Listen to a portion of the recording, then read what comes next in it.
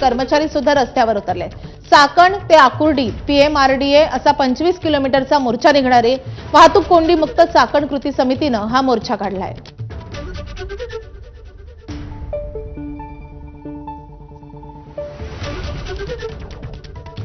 अजित पवारांनी या सगळ्या परिसराची 8 ऑगस्टला पाहणी केलेली होती, मात्र अजूनही परिस्थिती जैसे थे आहेत, त्यामुळे चाकणकर आक्रमक झालेत। या संदर्भात अधिक माहिती देण्यासाठी आपले प्रतिनिधी नाझीम मुल्ला आपल्या सोबत आहेत। नाझीम, हा मोर्चा कसा निघणार आहे, चाकणकरांची काय मागणी आहे आणि कुठले बडे नेते या मोर्चामध्ये सहभागी होत आहेत?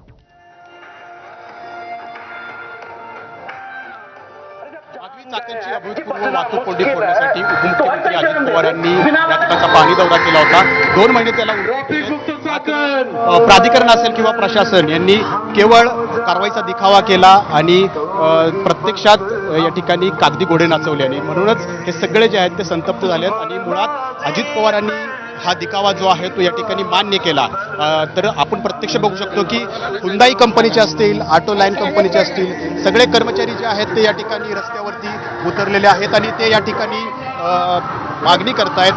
खरं तर तुम्ही सांगा की काय ऑटो लाईन कंपनीचे सगळे आलेले आहेत, काय नेमकी मागणी होती? अजित पवारांच्या दौऱ्यानंतर खूप अपेक्षा लागल्या। गेले कित्येक वर्षापासून हा जो प्रश्न प्रलंबित आहे, अनेक आंदोलनं झाली, अनेक त्या ठिकाणी रस्ता रोको झाली, परंतु शासनाला अजून कुठल्याही प्रकारची जाग आलेली नाही। एक उद्योजक म्हणून, एक शेतकरी म्हणून आम्ही कित्येक वर्षापासून, गेली 40 वर्षापासून ह्या चाकण इंडस्ट्रीमध्ये काम करतो आणि आम्हाला येण्या जाण्यासाठी खरं तर आम्ही OEMला सप्लाय करतो। टाटा मोटर्स, महिंद्रा, फोक्सवॅगन ह्या ज्या ऑटोमोबाईल कंपन्या आहेत यांना आम्ही परिणाम होतो या वाहतूक कोंडी व्यवसायावर काय परिणाम होतो? वाहतूक कोंडी व्यवसायावरती आम्हाला इन टाइम जो सप्लाय व्हायला पाहिजे तो इन टाइम सप्लाय होत नाहीये। त्याचप्रमाणे माझे जे एम्प्लॉई मग टायमावरती यायला पाहिजे ते टायमावरती येत नाहीत।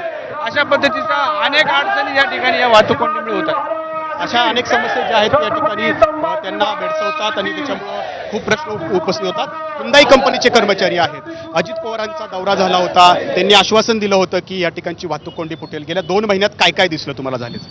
सर, 2 महिन्यात काही दिसले नाही, पण ज्या दिवशी अजित पवार आले त्या दिवशी फक्त एक 15-20 फुटाचा रस्ता एक साईडनं झालेला दिसला। तोही रस्ता पुढच्या 5-6 दिवसात वाहून गेला आणि त्याच्यानंतरची डेव्हलपमेंट सुद्धा झिरो आहे। त्याच्यानंतर उलट आम्हाला त्रास काही ठिकाणी वाढलेला सुद्धा दिसला आहे। म्हणजे आम्ही असे पॉईंट सुद्धा सांगितले होते, ह्या ठिकाणी पहिला करा, येलवाडी रोड असेल किंवा चाकणचा ह्या बाजू जिथं जास्त खड्डे आहेत ते सुद्धा दुरुस्त झालेले नाहीत। MIDC असेल, PWD असेल, ग्रामपंचायत असेल, सर्वांना सांगितलं आहे। महिंद्रा कंपनी कोंडीमुळं रेव्हेन्यूवरती किती फटका बसतो? सर, रेव्हेन्यूवरती तुम्ही म्हणायला गेल तर जर डेली 5 लाख लोक हा मोर्चा खूप महत्वाचा आहे चाकणकरांच्या दृष्टीने। तुमच्याकडून अपडेट घेत राहू। सध्या धन्यवाद।